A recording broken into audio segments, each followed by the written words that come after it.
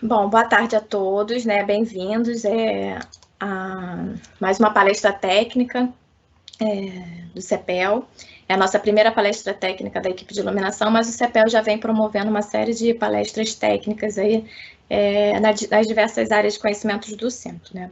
Bom, o objetivo dessa apresentação é mostrar, né, a relevância, né, da área de iluminação, alguns conceitos importantes, mas tudo de forma assim bem leve, bem prática, com alguns exemplos bem usuais do nosso dia a dia. Acho que agora foi, né? Bom, então, para começar, eu trouxe aqui alguns exemplos para mostrar, né, a relevância e o impacto da iluminação no consumo de energia elétrica, né?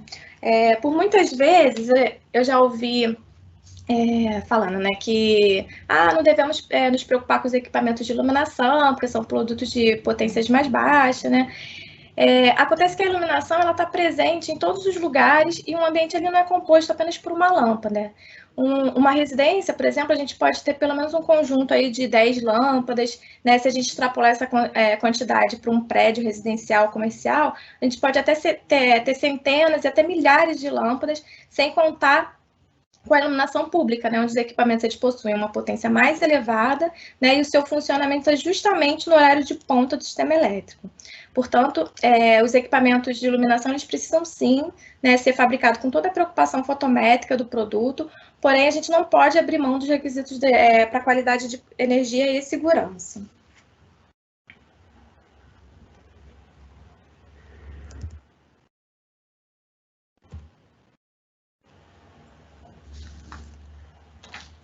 Bom, para quantificar a participação da iluminação no consumo da energia elétrica, eu trouxe aqui alguns números, né, que são do Anuário Estatístico da EPE de 2019, e a tabela ela apresenta o consumo de energia elétrica no Brasil, com ano base aí de 2018, por classe de consumo, né? Então, a gente tem aí os setores de residencial, industrial, comercial, rural, poder público, que aqui é caracterizado pelos prédios públicos, né? A iluminação pública, os serviços públicos, né, que se caracterizam pelo fornecimento de energia para as máquinas e motores, para operação de serviços essenciais, como, por exemplo, água, esgoto, saneamento, e o consumo das próprias geradoras e distribuidoras. Bom, dessa tabela, a gente pode destacar que os setores residencial, comercial e o poder público, somados, eles são responsáveis por 50,9% do consumo total de energia elétrica do Brasil, né? E por que eu destaquei apenas esses setores? Bom, porque esses três setores, eles têm um perfil de consumo conhecido e semelhante.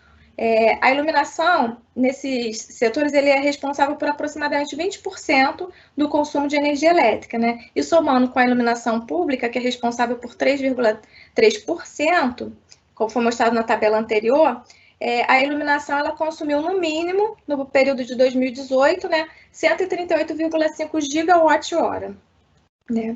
Isso sem considerar, né, os setores, os demais setores onde a iluminação ela tem um peso menor, né, diante do consumo dos maquinários que são utilizados nos setores industrial, rural,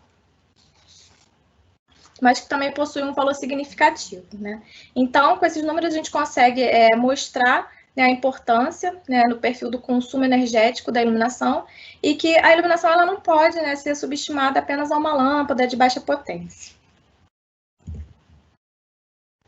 Bom, e quando se pensa em eficiência energética, né, quais são as primeiras medidas de curto prazo que vem na nossa cabeça? Né?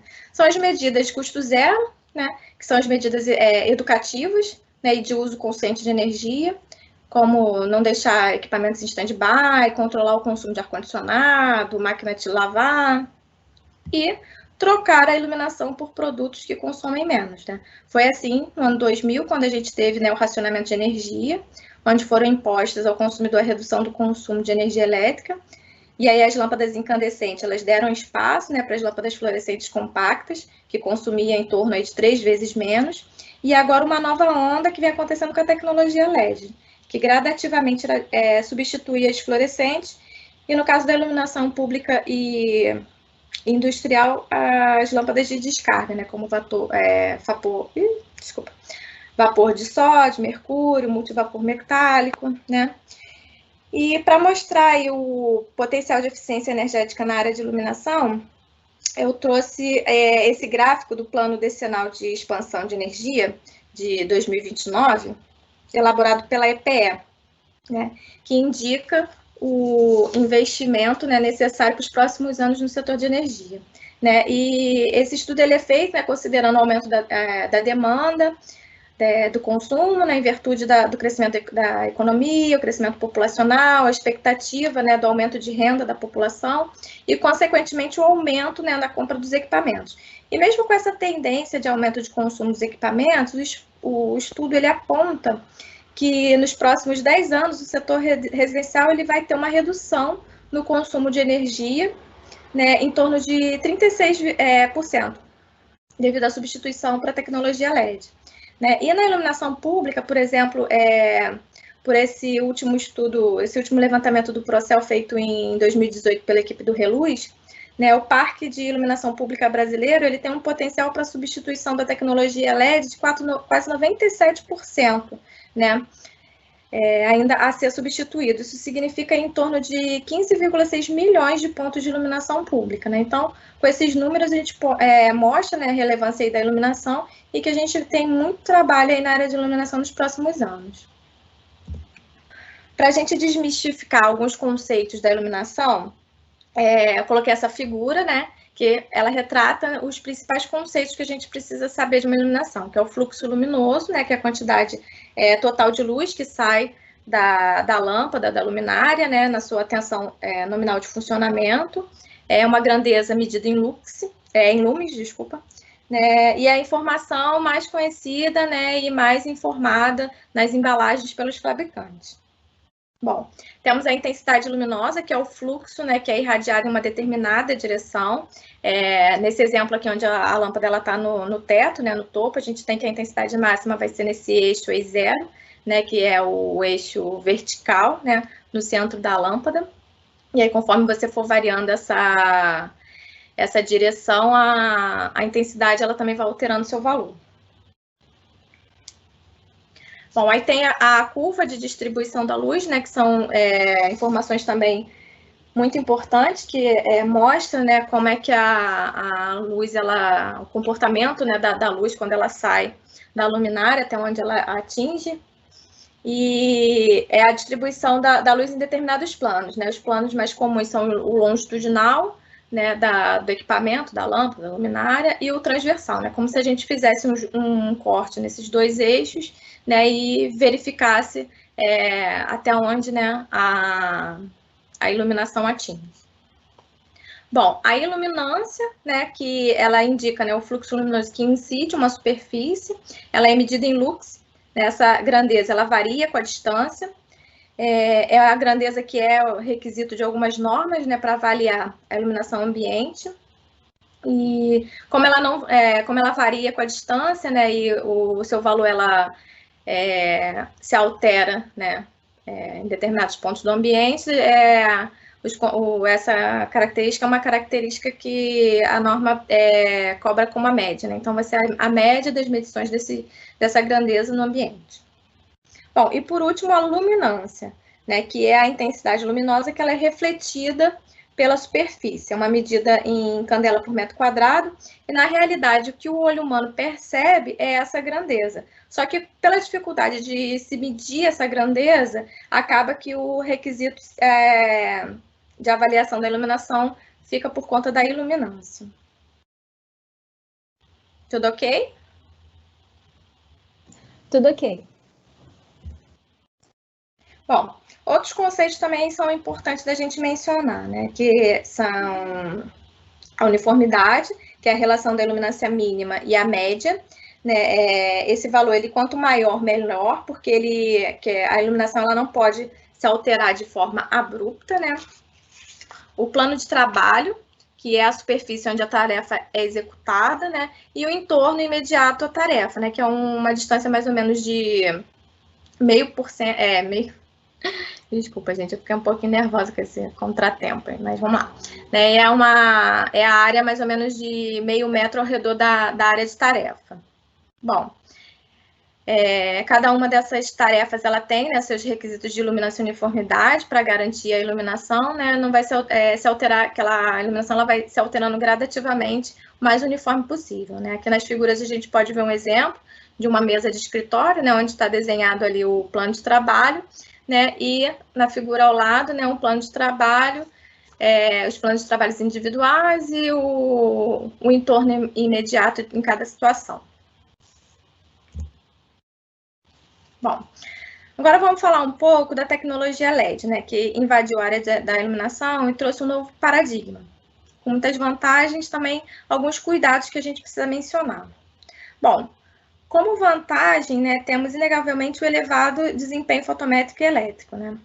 A direcionalidade da luz, evitando desperdício, longa vida útil, design moderno e a variedade de produtos. Elevada qualidade de iluminação, possibilidade de dimerização e controle, e o apelo ambiental, né, com a redução de elementos tóxicos, né, no seu processo fabril e redução de resíduos devido à sua vida útil maior, né, mais longa, né, você demora mais para trocar os equipamentos, com isso você gera menos resíduos.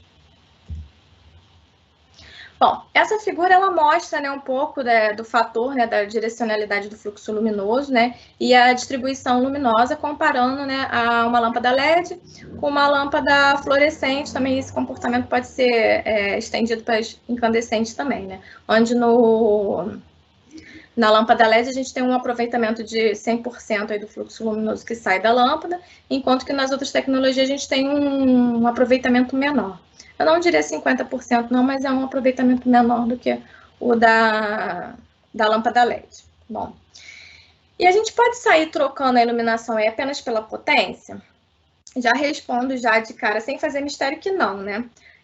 Como a iluminação do LED ela é mais direcional, essa troca deve ser bem avaliada, né? Considerando não só o fluxo luminoso, mas também a distribuição desse fluxo luminoso, né? Bom, durante essa quarentena, meu marido, que é da área de automação e instrumentação, ele resolveu automatizar a nossa casa toda, né?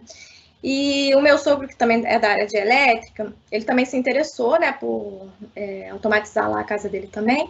E aí, pesquisando, né, sobre as melhores soluções para iluminação, ele me fez uma pergunta interessante que né, geralmente a dúvida de muitas pessoas. Né? Ele me disse que pesquisando lâmpadas de LED, ele percebeu que em vários sites diferentes, uma determinada lâmpada de 9 watts estava mais cara do que a da mesma marca, só que de 10 watts. E por que isso causou estranheza nele, né? Porque culturalmente nós compramos lâmpada pela potência. E naturalmente a gente acha que quanto maior a potência, melhor, né? Mais luz. Quando na realidade a gente deve comprar a lâmpada pela sua função primária, né, que é de iluminar. E portanto a gente tem que avaliar o fluxo luminoso e a distribuição desse fluxo luminoso, né?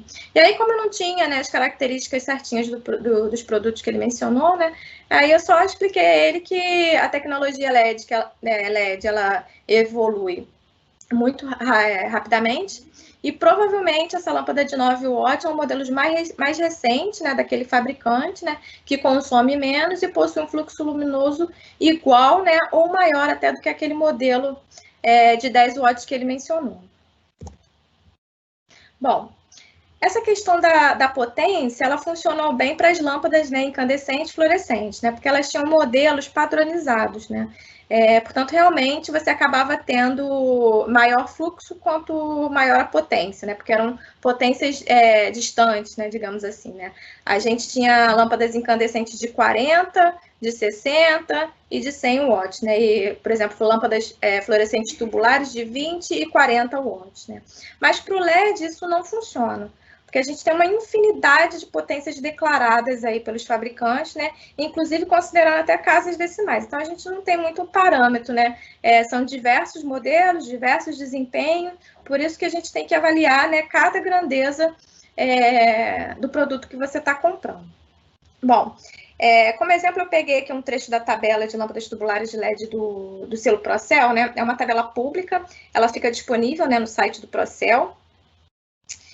E aqui a gente pode ver um fabricante, né, que tem o selo Procel, e que ele tem 3 modelos de lâmpadas, né, com as mesmas características. A gente pode ver aqui na tabela, né? Mesma tensão de funcionamento, base, índice de reprodução de cor, temperatura de cor, vida útil, só que a eficiência energética desses produtos, eles são distintos. Então, você tem o mesmo produto, né, que consome 18 watts, só que uma lâmpada produz 2.300 lumens, a outra produz 1.850 e a outra produz 2.100, né? Outro destaque para esse fabricante aqui que declarou que a potência da lâmpada dele é de 9,9 watts, né? Então, 9,9 watts, qual a diferença de uma 9,9 watts para uma de 10 watts, uma de 10,5? Então, esse parâmetro ficou meio confuso, né, para os consumidores atualmente, né? Então, com isso, a gente consegue, né, ver que a gente não pode mais ter esse pensamento de comprar lâmpada só pela potência dela. Bom, aqui eu trouxe 2 exemplos, né, que mostram também o porquê que a gente não pode sair trocando só as lâmpadas pela potência, né? Como eu já falei, a distribuição luminosa ela tem que ser considerada, né? Elas são diferentes entre as tecnologias, o comportamento de uma infraestrutura já existente, ele vai ser diferente, então por isso que ele tem que ser avaliado para que, né, o resultado final seja o esperável, né, e com a iluminação confortável. Então aqui nessas 2 figuras a gente tem, né, uma situação muito comum, onde a gente tem as luminárias aí para lâmpadas fluorescentes, né, com aletas planas e aletas parabólicas, e as 2 curvas fotométricas comparando, né, uma lâmpada fluorescente dentro da luminária, que aí ela vai ter essa característica de distribuição fotométrica, e aí quando você vai lá e simplesmente substitui por uma lâmpada de LED, o resultado que você vai ter depois não vai ser o mesmo e provavelmente não vai ser o confortável, porque você vê que altera, né, as características da distribuição do produto, né? E aí você acaba desqualificando a tecnologia, né? Como se a culpa desse resultado que você obteve depois fosse do LED, né? E não é, né? A avaliação que deve ser feita dessas curvas fotométricas antes de realizar a substituição das tecnologias.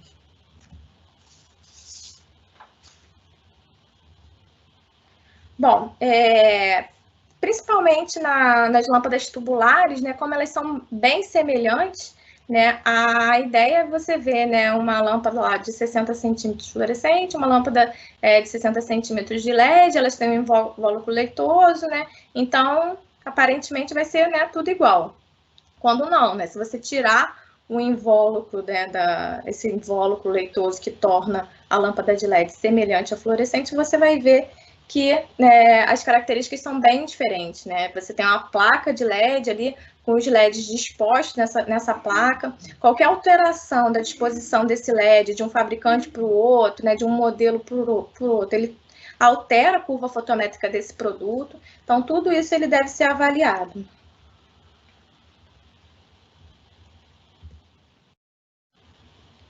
Bom, agora vamos falar um pouco da importância dos projetos luminotécnicos, né?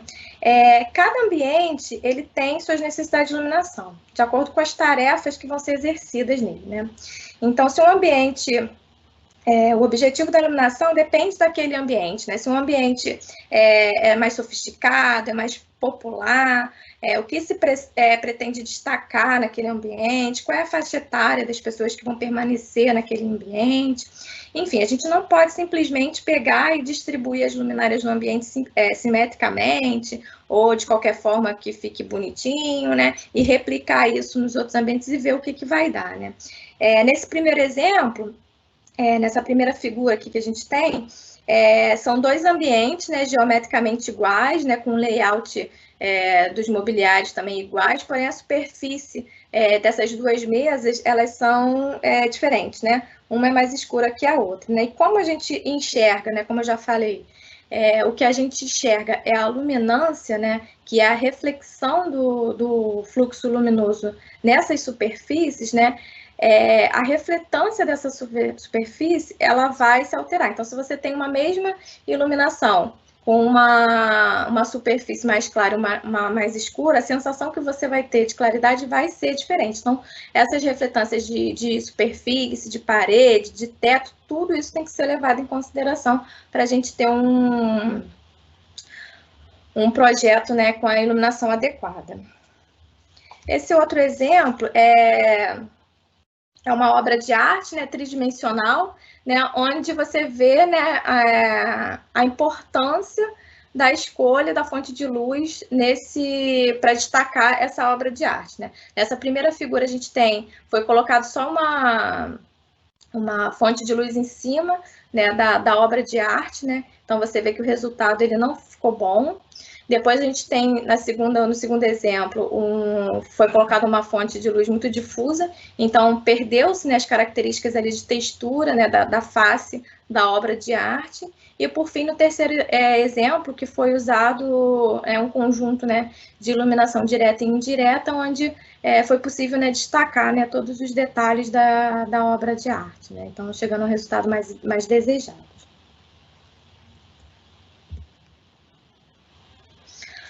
Bom, e aí vem as perguntas, né? Quando se deve fazer um projeto luminotécnico? Sempre.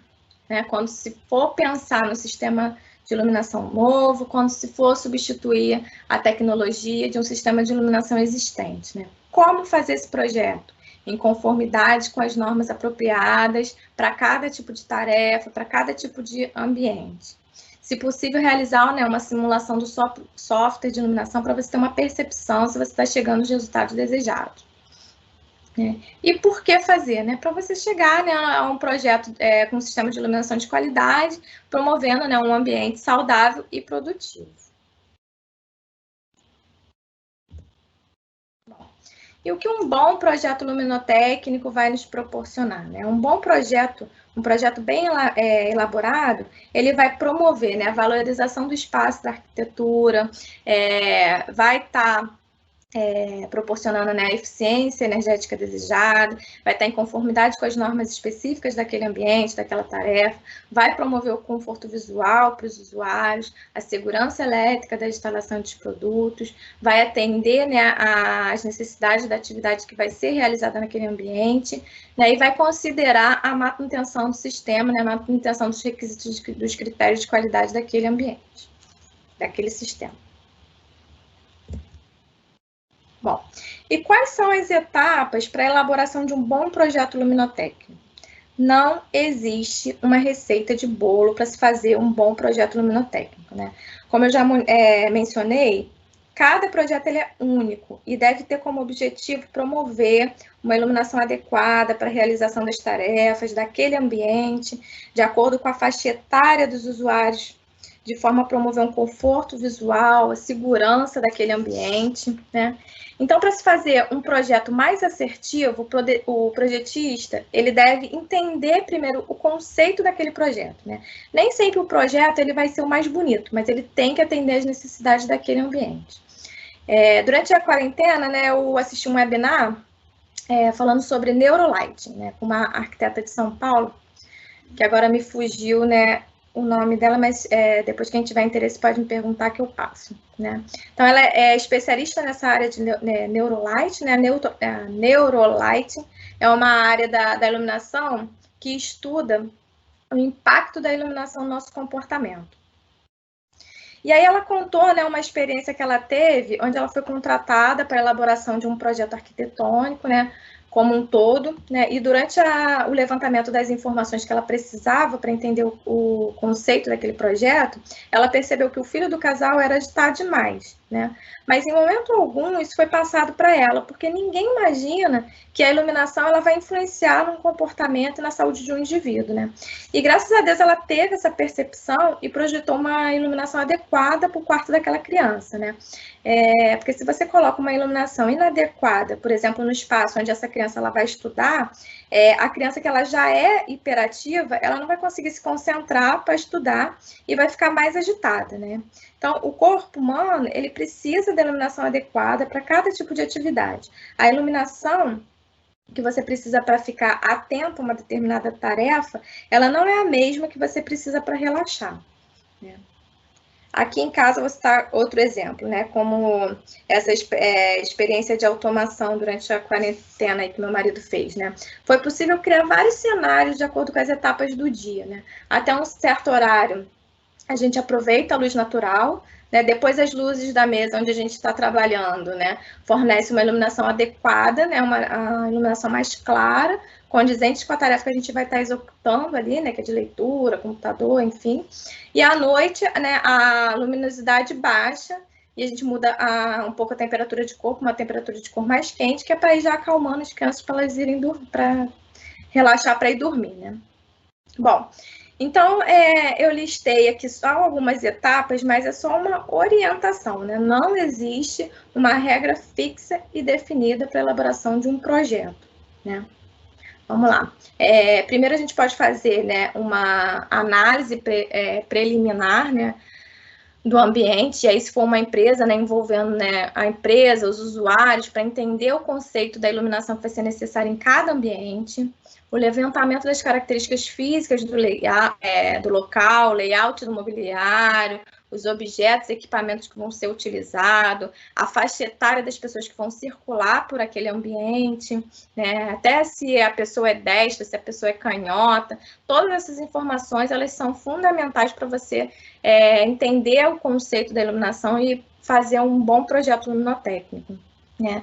E se for uma infraestrutura já existente, você pode fazer um diagnóstico energético da instalação para fazer, né, a comparação dos resultados, né? Aí você elabora, né, simula esse projeto luminotécnico que você idealizou, verifica, né, se os resultados estão atendendo e quais são as limitações que você tem, né? Diante de todas essas informações, aí você faz a especificação técnica dos equipamentos, né, que vão ser utilizados, né, da luminária mais assertiva para você chegar a esse objetivo, faz a instalação do novo sistema e confere, né, verifica se o novo sistema de iluminação ele está, né, apresentando realmente os resultados que você espera para aquele projeto, porque pode ser que haja alguma alteração em algum equipamento e que acabe o projeto na prática não ficando, né, não atendendo os resultados que você esperava.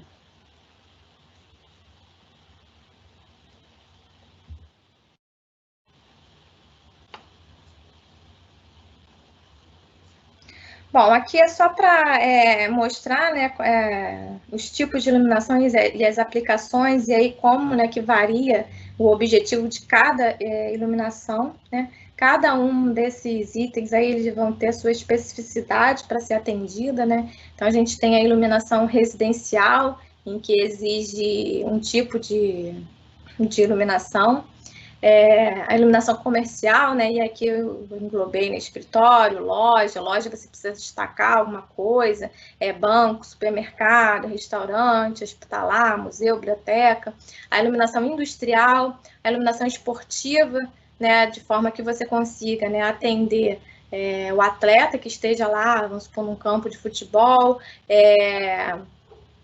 a imprensa que vai, né, televisionar esse evento, né, para que a iluminação ela precisa estar adequada para você em casa ver uma transmissão fiel, né, do que está acontecendo ali no campo.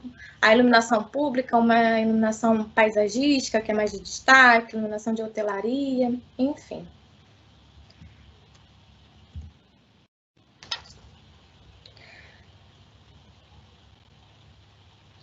Bom, então, depois de entender, né, o conceito do projeto, né, e pensar em todas as soluções para atender as necessidades do projeto, é fácil, né, simular a simulação que foi pensada? Não, não é fácil, né?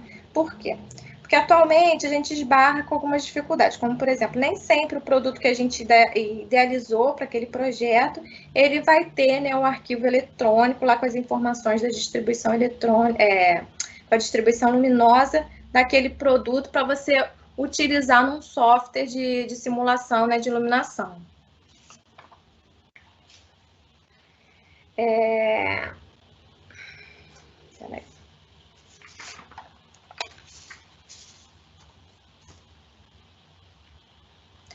Bom, pode acontecer também dos fabricantes eles fornecerem esse arquivo eletrônico, né, com as informações da luminária, só que o arquivo ele não está conforme com as normas, o que pode alterar, né, as curvas fotométricas, né, que vão ser usadas lá no software, né, para simulação, ou até mesmo o software não reconhecer aquele arquivo, né, e não conseguir fazer a simulação da distribuição daquele produto, né. Aqui a gente tem como exemplo, né, um software de iluminação bastante utilizado, né, onde você pega o arquivo eletrônico com as informações fotométricas da luminária e projeta aqui, que você tem como visualizar, né, como é que vai ser essa distribuição luminosa no ambiente, né. E essa outra figura aqui é um exemplo de um arquivo eletrônico, que eu estou falando, mas nem sei, assim, não é uma informação que todo mundo conhece, né? Esse arquivo eletrônico, né, é um bloco de notas, né, que ele é padronizado, né, por norma. Então, cada campo aqui que está descrito, cada número desse é uma informação do ensaio fotométrico de um produto, né? A potência, o fluxo total do produto, as dimensões da luminária, da lâmpada, né? A intensidade luminosa medida em cada ângulo que foi realizado o ensaio. Então, quando um programa, né, um software de simulação de iluminação, ele pega esse bloco de notas e, né, ele consegue ler e reproduzir essa curva fotométrica que está aqui nessa primeira imagem.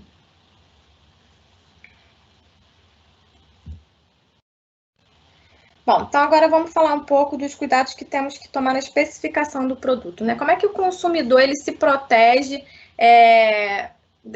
para entender, né, para saber que aquele produto é um produto de qualidade e que está atendendo os requisitos, né? Porque não é fácil para um consumidor saber, né, se as informações do produto estão de acordo com o que a gente precisa ter ou não, né? Então, o primeiro cuidado que o consumidor precisa ter é saber se o produto ele possui uma certificação compulsória do Inmetro, né? Nos casos dos produtos de LED, só as lâmpadas, né, para uso residencial e as luminárias para iluminação pública possuem essa certificação compulsória.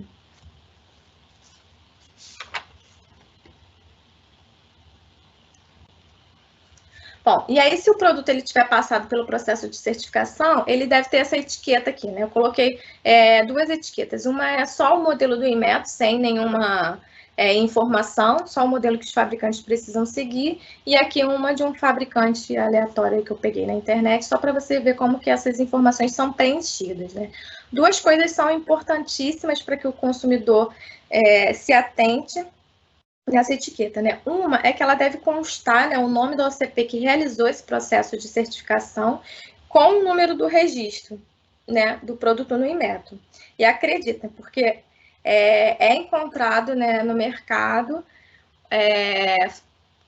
produtos onde só se pega nesse modelo do Inmetro e aí ao invés de ter o símbolo da certificadora, tem só escrito aqui OCP, né?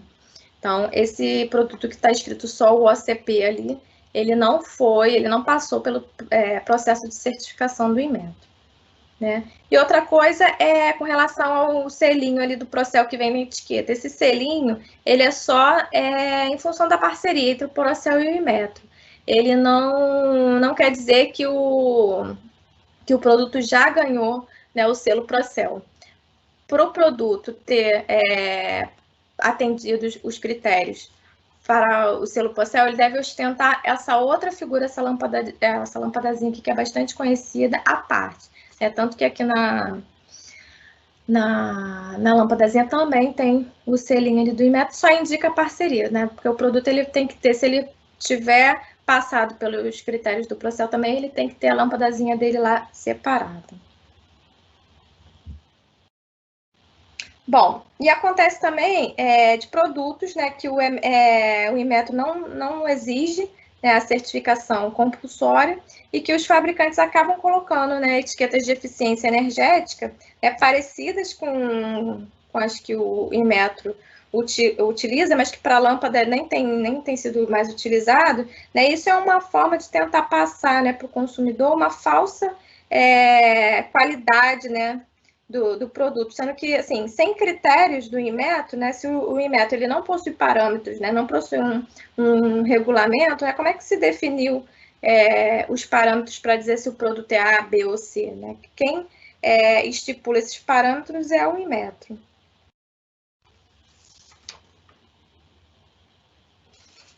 Bom, e tanto o Inmetro quanto o Procel, ele disponibiliza nos seus sites, né, a lista dos produtos certificados e com selo Procel, né? É uma informação pública, então qualquer um pode consumir, qualquer consumidor pode consultar, né?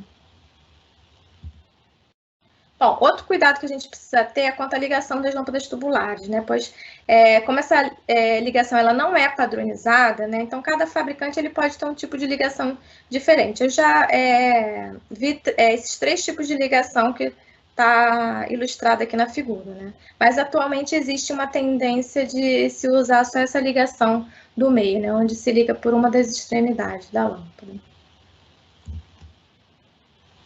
Bom, quando se define, né, um produto num projeto, faz, né, a simulação com as características daquele produto, então a gente tem que assegurar que essa especificação técnica e a compra vai ser feita com essas características, né? Então é importante informar, né, na especificação técnica, né, as curvas fotométricas utilizadas, o fluxo luminoso, a intensidade máxima, o ângulo de abertura do facho luminoso e garantir esse atendimento, porque qualquer alteração dessa vai ter que ser feita de novo, né, a simulação, para ver se vai ser atendido os requisitos que você pensou anteriormente. Porque é muito comum, né, o vendedor falar, eu não tenho esse produto não, mas eu tenho esse aqui, ó, com fluxo maior, mas que eu faço pelo mesmo preço. Só que você não quer um fluxo luminoso maior, você quer o fluxo luminoso que você projetou, né? Um fluxo luminoso maior, ele pode causar ofuscamento e prejudicar a uniformidade da iluminação que você projetou. Bom, a mesma coisa com relação à abertura do facho luminoso. Essa informação, muitas vezes, ela não é conhecida, né? E o produto aparentemente é o mesmo. O consumidor, ele não tem como distinguir, né, visualmente essa informação. E aí você projeta uma iluminação com uma lâmpada ou luminária com ângulo de abertura de 30 graus e o produto que você recebe, ele tem uma abertura de 60 graus, por exemplo, né? E aí você compromete todo o resultado da iluminação. Como a gente pode ver nessa figura aqui abaixo, os triângulozinhos amarelos, né? Você projetou inicialmente uma coisa, você recebeu outra e acaba, né, comprometendo o resultado da iluminação que você projetou. E o contrário também é prejudicial, né? Se você fez uma iluminação com a abertura do facho de 60 graus e o produto é de 30, aí você vai ter várias zonas claras e escuras naquele ambiente. Bom, um problema muito sério na iluminação e que se intensificou com LED é o ofuscamento. Justamente pela direcionalidade da luz e o desconhecimento das particularidades dessa tecnologia, né? Então, a gente tem aqui na figura representado, né, o ofuscamento.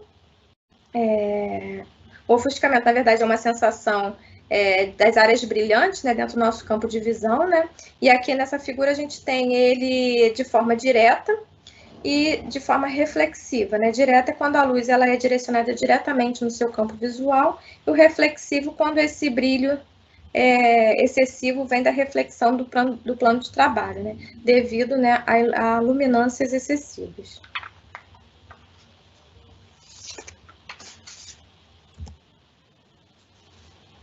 Bom, o ofuscamento ele é quantificado, né, pelo UGR, né, pelo índice UGR, que é o índice de ofuscamento unificado. Essa tabelinha aqui amarelinha, ela mostra a escala do GR, né, mostrando os valores para cada critério, sendo o valor maior que 28 o pior caso, né, o que gera um desconforto intolerável na iluminação. Bom, por essa formulazinha aqui apresentada, a gente vê que esse cálculo, né, o cálculo desse índice não é tão trivial, né? E a gente também não tem como medir essa informação em loco, né? Então, portanto, essa informação ela deve vir do fabricante da luminária. Bom, essa tabelazinha aqui, a C1, ela foi retirada, né, da norma ABNT-NBR ISO CIE 8995-1, que estabelecem, né, os critérios para cada atividade, né, nos ambientes internos de trabalho, e aqui a gente tem alguns exemplos do índice exigido para algumas atividades, né? Por exemplo, para leitura a gente tem que ter uma luminária com um GR menor ou igual a 19. Bom, aqui nesse slide a gente tem um relato da arquiteta Silvia Carneira. A Silvia é uma especialista super renomada, né, na área de iluminação, em projetos luminotécnicos. Ela participou do nosso último workshop, né, lá no CEPEL.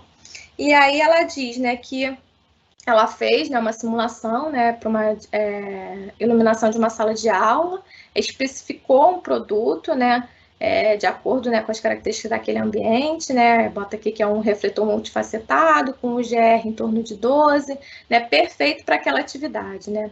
E aí a especificação, ela foi substituída, né, o produto ele foi substituído por questão de custo na obra, né, então tanto o vendedor quanto o engenheiro da obra, eles justificaram que era uma mesma coisa, né, e colocaram lá os painéis de LED, né. Acontece que esses painéis de LED, eles não são adequados para essa atividade que ela estava projetando, né, e o ofuscamento desse produto chegava a 29, né, que é intolerável, ainda mais para uma sala de aula, né. Então, o produto foi ruim, né, a escolha apresentada lá pelo setor de compra foi ruim e comprometeu, né, o resultado do projeto que ela acabou fazendo. Então, ela coloca até um alerta aqui, não se engane, né? Não é a mesma coisa. O barato acaba saindo caro. Bom, e de fato, né, o Laboratório de Iluminação do CEPEL, ele realizou um estudo, né, para avaliação do desempenho desses produtos, né, de diferentes potências, né, desses painéis de LED, né, de diferentes potências, fabricantes variados, e o desempenho elétrico, fotométrico, de compatibilidade eletromagnética e o ofuscamento não foram satisfatórios. E esses painéis de LED, eles também são muito utilizados em escritórios, né, dessas novas instalações que estão surgindo, que ele, né, é um produto bonito, né, sofisticado, assim, né, embutido, então tem uma aceitação muito grande, mas acaba que ele não é o produto ideal. Bom, então, esse é um produto que não tem certificação compulsória do Inmetro, nem selo Procel. Então, os produtos que estão disponíveis no mercado, ele tem, né, as qualidades lá variadas e não tem nenhum tipo de fiscalização nesse sentido. Bom, outro critério de projeto que deve ser observado é o índice de reprodução de cor da fonte luminosa, né? O índice de reprodução de cor é a relação, né, entre a cor real do objeto ou da superfície e a aparência que é percebida dessa cor diante de uma fonte de luz. Bom, atualmente, para as áreas internas, devemos nos atentar para dois índices, que é o RA e o R9. Né? O RA, ele representa a média de 8 cores, né, de 8 tonalidades, né, em tons pastéis, estão representados aqui no slide. E quanto maior esse valor de RA, melhor, né? Mais fiel você está vendo a cor real daquele objeto. E o R9 é a tonalidade que mostra, né, o tom vermelho forte, né, o vermelho vibrante. Né, a capacidade específica daquele produto de iluminação em reproduzir o vermelho com maior precisão. Então, quanto maior esse valor de R9, melhor. Né, um critério muito importante para ambientes hospitalares, né, onde você precisa, né, ver a questão, né, dos pacientes, questão do vermelho do sangue, nos restaurantes, onde você avalia, né, a qualidade da comida, de carnes, né, museus, onde você tem que ver, né, a obra de arte mais fiel possível, entre outras aplicações onde a precisão e a fidelidade desse vermelho são importantes. Bom, aqui são só algumas figuras de exemplo, né, para ilustrar as diferenças das cores, né, conforme o índice de reprodução de cor. Então, esse primeiro aqui você vê, né, as cores mais reais, mais vivas, aí conforme vai baixando, você vê, né, que as cores vão se alterando. E aqui, na carne e nesse tomate, aqui, sei lá, né, você vê a influência do R9.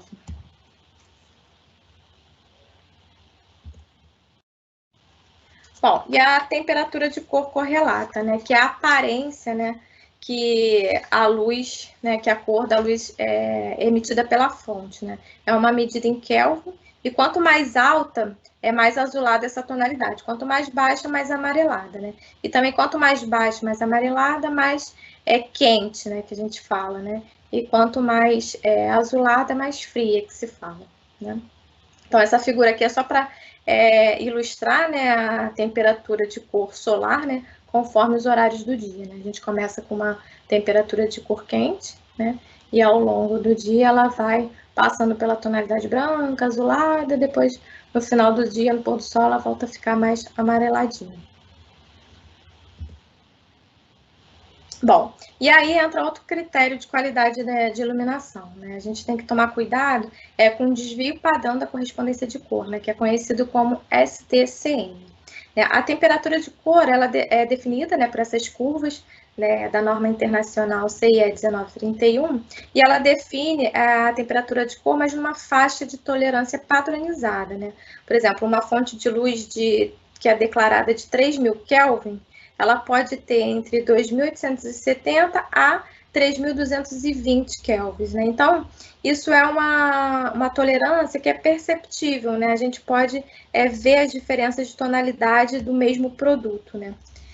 E esse efeito ele vai se agravando com o passar do tempo, né? Então, portanto, foi definido esse desvio padrão de correspondência de cor, né? Que significa as elipses, né? Com os steps menores, que é a elipse formada pela faixa de tolerância da norma, então é a maior que se tem, né?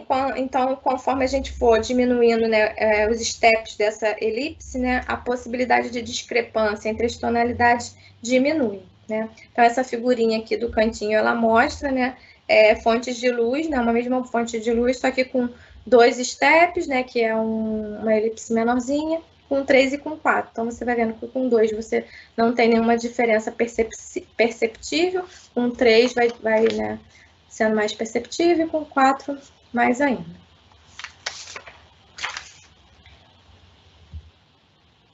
Bom, outro critério importante é a vida útil e manutenção do fluxo luminoso, né? É importante salientar que a vida útil, né, de um produto de LED, ele não significa que o produto ele não vai mais iluminar, né? Ele vai queimar, né? E sim que quando chegar, né, na sua vida útil, a porcentagem do fluxo luminoso dele não vai ser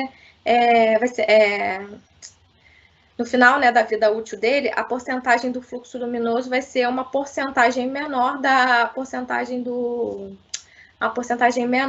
fluxo luminoso inicial, né? Por exemplo, o Inmetro ele pede que as lâmpadas sejam de 25.000 horas e L70. O que significa isso?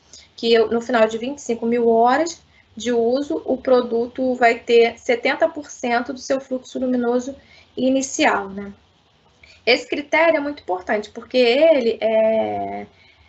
ele entra na análise financeira do projeto, no custo-benefício, né? E aí, às vezes, a empresa, o cliente, ele tem a consciência, né, a boa vontade de usar um produto de qualidade, sustentável, que consome menos, e acaba que o produto ele não atende essa expectativa, né? Por exemplo, se você, na obra do Aeroporto Internacional do Rio de Janeiro, a parte nova ali, ele foi todo usado, né, com luminárias de LED, né? E já no ano passado, ano retrasado, você já passava ali pela área de desembarque e percebia que fileiras enormes já não estavam mais, já não estavam nem mais acesas, não é nem que o fluxo. Você via luminárias com um fluxo muito menor, né? Com menor de 50% até, né? Você via a diferença entre as luminárias e fileiras inteiras já apagadas. É sofrível isso, né? Mas enfim. Bom, aqui eu trouxe um exemplo, né, de catálogo, né, que esse catálogo é um catálogo bem completinho, né, onde a gente pode ver que o fabricante ele se preocupou em passar todas essas informações que eu falei aqui, né, pode ver que tem a vida útil, tem aqui o código, né, do índice de reprodução de cor, da temperatura de cor, a abertura do feixe luminoso, o fluxo, a consistência da cor, que eles chamam de consistência da cor, mas é aquele CDSM,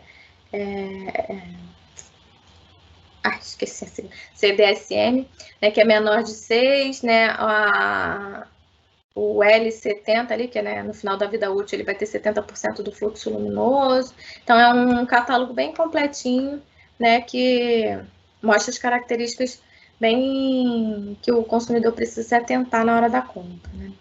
E vem até com as curvas, né? Curva fotométrica, o UGR, né? As tabelas de fator de utilização, que são informações necessárias para serem utilizadas no projeto luminotécnico.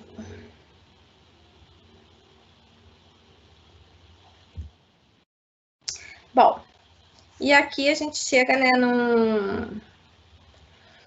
numa peça fundamental, né, para o desempenho da lâmpada ou da luminária, que é o driver de alimentação, né?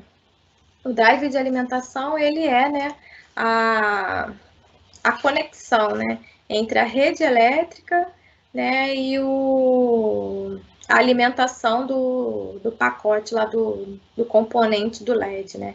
Então, a qualidade das lâmpadas da luminária, elas não depende apenas do LED, né, e da ótica, mas ela também depende da eficiência da compatibilidade, da confiabilidade do driver, né. A vida útil do driver, ele deve ser a mesma, né, deve ser próxima, né, da vida útil do LED, porque não adianta você ter um LED com uma vida útil de 50 mil horas, né, e um drive com uma vida útil de 20 mil horas, né. Então, essas vidas úteis, elas devem ser compatíveis, né. Então, esse drive, né, é um componente eletrônico que ele é conectado, né, entre a fonte e a placa do LED, converte, né, a corrente alternada da rede para uma potência DC apropriada para a alimentação da placa do LED, né? Ele tem a responsabilidade de filtrar as variações, as interferências da rede, correção do fator de potência, promover, né, a dimerização do equipamento. O driver ele possui diversos tipos de topologia, né? Essa figura aqui que está representada nesse slide. Ele mostra um diagrama de bloco de um drive típico, né, para lâmpada e luminária LED. Né, o drive ele tem que atender, né, as especificações relacionadas com a qualidade da energia, né, e isso inclui o fator de potência, a distorção harmônica total, a corrente de comutação e a compatibilidade eletromagnética.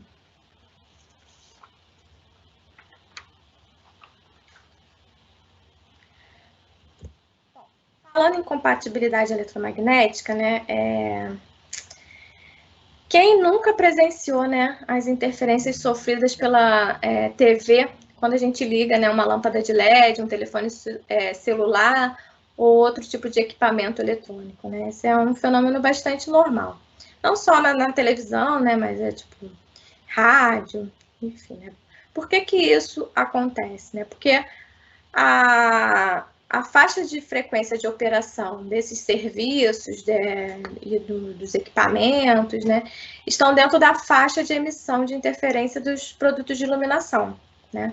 Então, aqui eu separei alguns serviços, né? A TV digital, ela está numa faixa de 470 a 668 MHz, né? O rádio FM ele está entre 88 a 108 MHz, então isso tudo está dentro da faixa de emissão da lâmpada de LED. Então, se a lâmpada de LED ela não tiver uma boa qualidade, ela tiver um índice alto de interferência, ela pode sim causar esses fenômenos, né, que são visíveis, né, e que podem trazer bastante transtorno para a gente, né. Comentando aqui outro relato, né, a gente tem um colega nosso do CEPEL, que primeiro ele comentou, todo feliz que ele tinha trocado, né, toda a iluminação da casa dele por LED, né, que o resultado tinha ficado muito bom e tudo mais. E aí, tempos depois, quando a gente divulgou os resultados daqueles painéis que eu já comentei, ele disse que realmente, né, estava tendo esse tipo de interferência na TV digital dele e que, inclusive, o filho dele já tinha até ligado para a operadora para reclamar da velocidade, né, do Wi-Fi dele, da internet, né. E aí a operadora, não, assim, a velocidade aqui está normal, né. Então, até você se atentar que esses fenômenos eles podem estar ocorrendo por causa de uma lâmpada, né, é bastante complicado. Então, a compatibilidade na área de iluminação ela é muito importante, né? Mas como na quinta-feira a gente vai ter uma palestra específica sobre esse tema, não vou dar muito spoiler agora, não. Bom, aqui é só para ilustrar que os ensaios que são exigidos, né, de compatibilidade eletromagnética. A norma que rege esse ensaio é a BNT-NBR e a CCXPR-15, e aí são exigidos 3 tipos de ensaios, né, de tensões de perturbação nos terminais de alimentação, que são as interferências chamadas conduzidas, né, que vão pela rede elétrica, e as radiadas, né, pelo campo magnético e campo elétrico. Mas esse tema a gente vai abordar mais a fundo na próxima palestra de quinta-feira.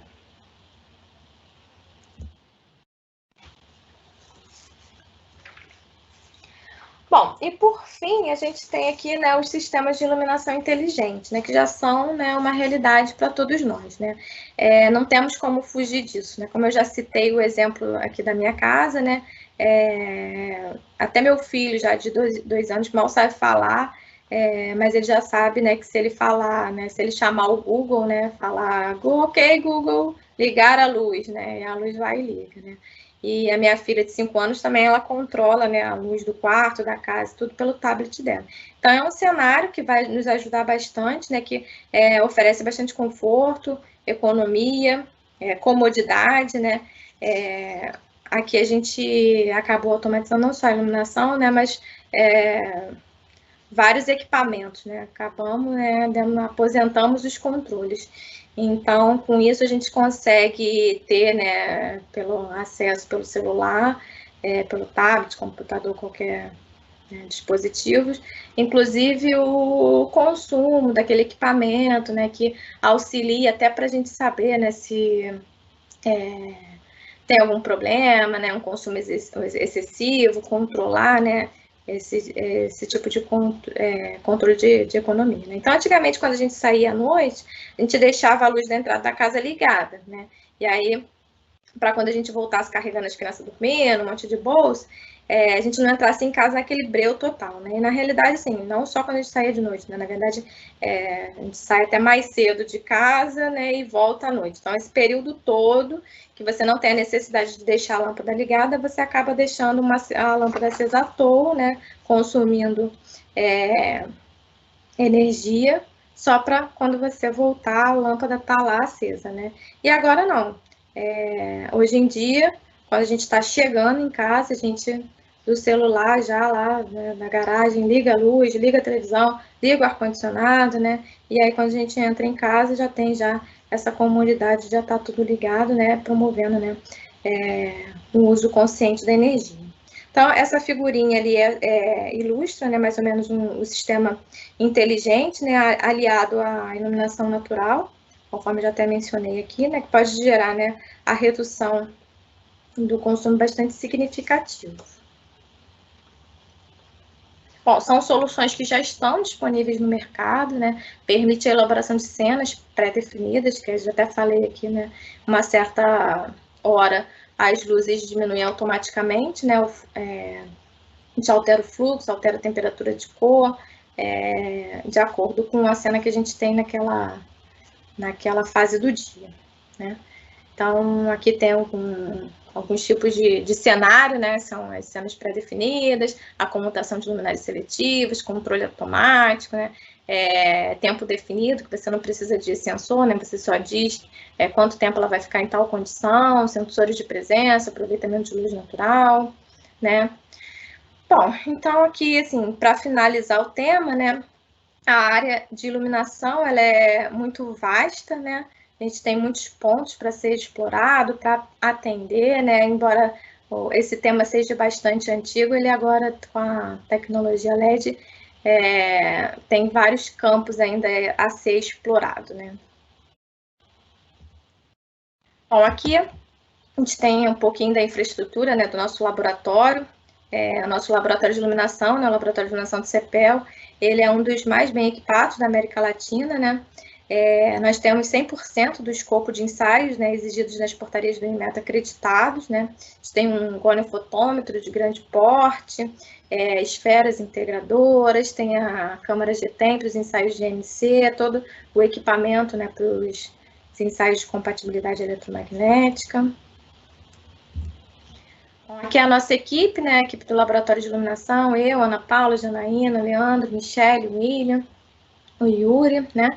É uma equipe relativamente pequena, né, para a quantidade de trabalho que a gente tem, mas é uma equipe muito motivada, né, a chave aí do sucesso de todos os trabalhos que a gente vem desenvolvendo, é uma equipe bastante motivada, né, todo desafio, né, a equipe sempre pronta para novos desafios, né, toda missão dada é cumprida. Queria agradecer também o Ordine, né, da equipe de corrosão, que ele deu todo o apoio, né, deu todas as dicas para a gente poder elaborar aqui o webinar. A gente teve esse contratempo no início, eu acredito que não tenha tido nenhum prejuízo, mas qualquer coisa vocês podem falar na hora que abrirem as perguntas, que eu repito alguma coisa que foi perdida, né. Agradecer também, né, a minha chefia imediata, agora que é o Alberto Junqueira, antes com o Maurício Lisboa, né, e toda a minha diretoria, né, pela confiança, né, no trabalho, pela motivação, pelo incentivo, né, e todas as áreas de apoio, né, que a gente tem, a manutenção, o setor logístico, de compra, o marketing, né, então hoje em dia o CEPEL, ele mais do que nunca é uma equipe única, né, multidisciplinar, atuando em prol não só, né, do setor elétrico, mas da sociedade como um todo. Bom, então isso aqui foi o que eu preparei, né, para a gente hoje. Espero que vocês tenham gostado. Esse modelo, como eu já falei, ele é novo, né, então acho que eu acabei me perdendo um pouquinho, mas espero que vocês tenham gostado.